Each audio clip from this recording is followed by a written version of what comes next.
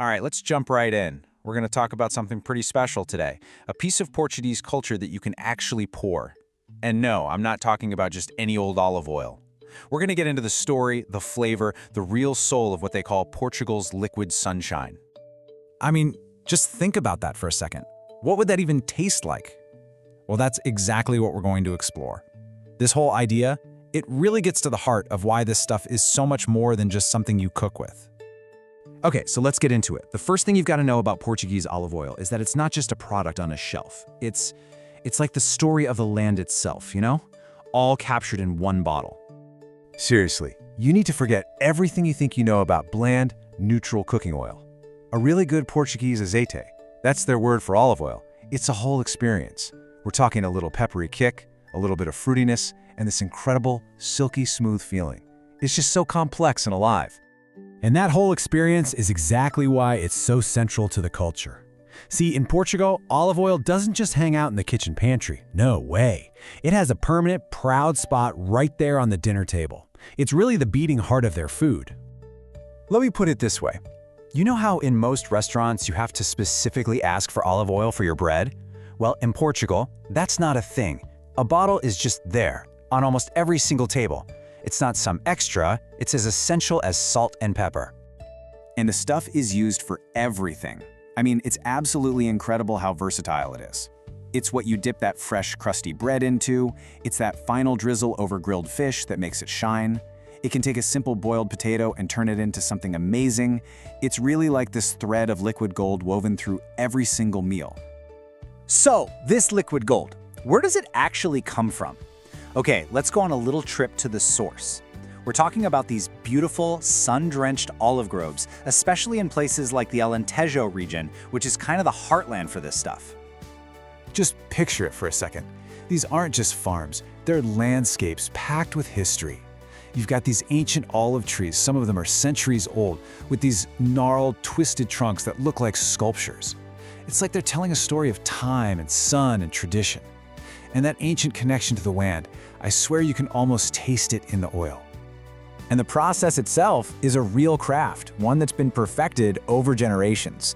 It all starts with the harvest in the autumn, when they pick the olives at the perfect moment. Then, and this part is crucial, they have to rush them to a lagar, which is the traditional press to get that oil out.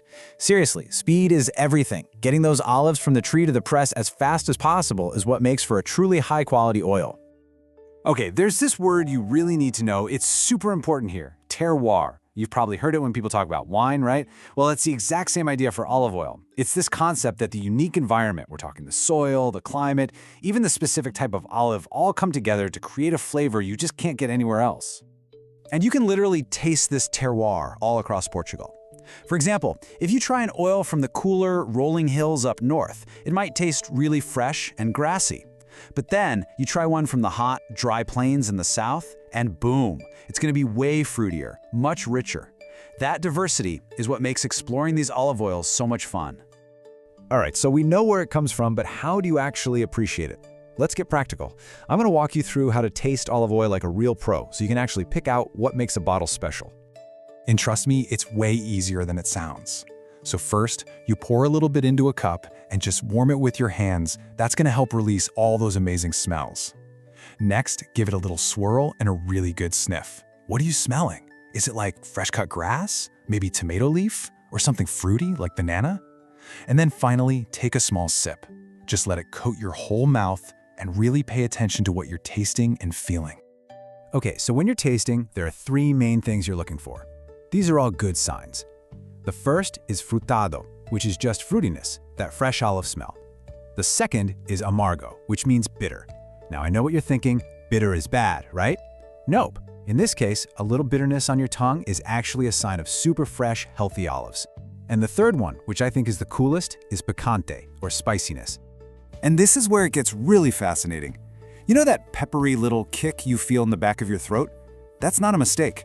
That's the telltale sign of these powerful antioxidants called polyphenols. So when you get that little tickle that makes you want to cough, you're literally tasting how good the oil is for you.